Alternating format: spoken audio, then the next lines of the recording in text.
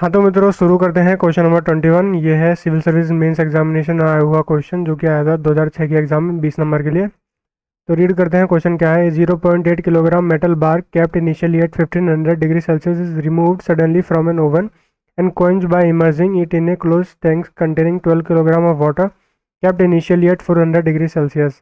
The metal and water can be modeled as incompressible and the specific heat of water and metal are this and this. The heat transfer from the tank में भी neglected work out the following. तो इसमें तीन चीज़ हमको निकालनी है। पहली है draw the system in the system boundary and list assumptions made. तो सबसे पहला तो एक डायग्राम ही बनाना है। फिर दूसरा है कि फाइनल टेम्परेचर क्या होगा मेटल बार का और वाटर का। और फिर तीसरी जो चीज़ पूछी गई है वो है कि एंट्रोपी कितनी प्रोड्यूस होगी। तो इसमें शुरू करते हैं। पहले तो सबसे पहले तो एक डायग्राम ही बना देते हैं, क्योंकि डायग्राम अगर इसमें पूछा गया है तो इस तरीके से क्या है कि एक डायग्राम बना देते हैं। तो ये है हमारा मेटल बार, मेटल, और ये है वाटर जो कि है इसका सिस्टम बाउंड्री। ठीक है, तो इसमें लिखा भी है first of all drawing the system and system boundaries. फिर उसके बाद जो अजम्पशंस हैं वो भी लिख देते हैं। ये अजम्पशंस क्या ली गई हम हमारे द्वारा। तो जो फर्स्ट नंबर की अजम्पशन है वो ये है water in the metal bar are together combined as a system. सबसे पहली बात यही है कि कंबाइंड कर दिया है इसको सिस्टम के रूप में। Now second assumption is no heat loss occurs from the system boundary to the surrounding. The third assumption is heat transfer by radiation is negligible because we are not considering radiation here. Assuming the final temperature of the bar in the water as TF Kelvin. तो जो TF है वो हमने assume किया है कि final ये होगा। तो जो कि जो हीट ट्रांसफ़र का जो बेसिक फार्मूला आता है dq equals to M C P D T, वो यहाँ पे यूज़ हम करेंगे। तो this is the amount of heat that is transferred from the metal bar. Now the entropy that is generated here is ds equals to dq by t. That this is the general formula of entropy, then we are this is the formula we are going to use here. Now integrating to the both side we can get ds is equals to integration of small dsm. M is representing here metal, so M is for metal.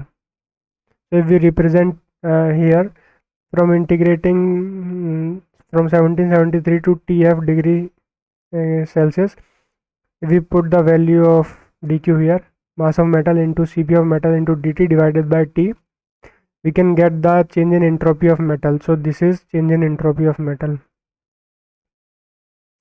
Change in entropy of metal. Now this comes out to be mass of metal into cp of metal multiplied by ln tf. This is tf divided by 1773 Kelvin. So remember we have to always take this as in Kelvin. So this is always taken in Kelvin, not in degree Celsius.